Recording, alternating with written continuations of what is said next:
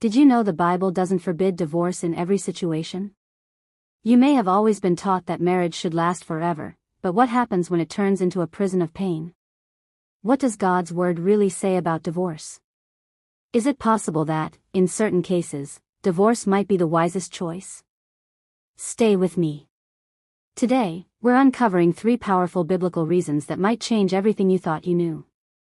Let's dive into what the Bible truly teaches about the end of a marriage and when divorce might, in fact, be allowed.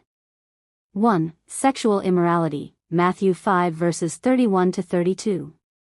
The first reason the Bible allows divorce is sexual immorality.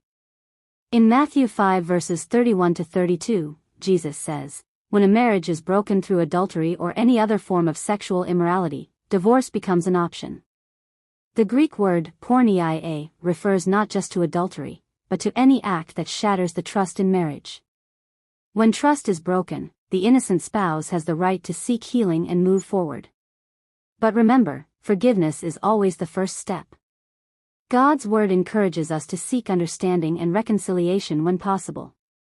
Even in the pain, God offers us a path to protect our dignity and well-being. While divorce can be an option, reconciliation should always be the goal. 2. Abandonment by an unbelieving spouse, 1 Corinthians 7 verse 15.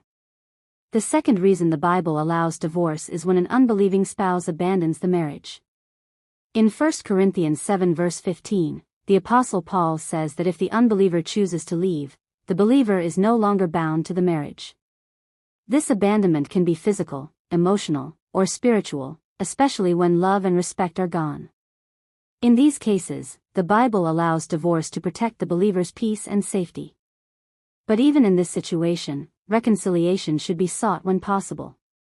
God values peace and dignity in relationships. 3. Cases of abuse. Though the Bible doesn't directly mention abuse as grounds for divorce, many theologians believe that unrepentant abuse, whether physical or emotional, can be seen as a form of abandonment. In relationships marked by violence, humiliation, or abuse, the victim has the right to seek safety and, in some cases, divorce. God's word honors human life, dignity, and respect.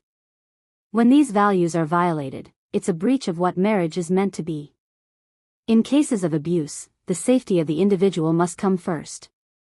While forgiveness and reconciliation are always encouraged, the well-being of the person in abusive situations must take priority.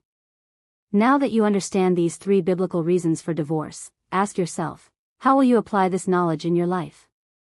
Sometimes, divorce may be the best option to preserve your peace and safety.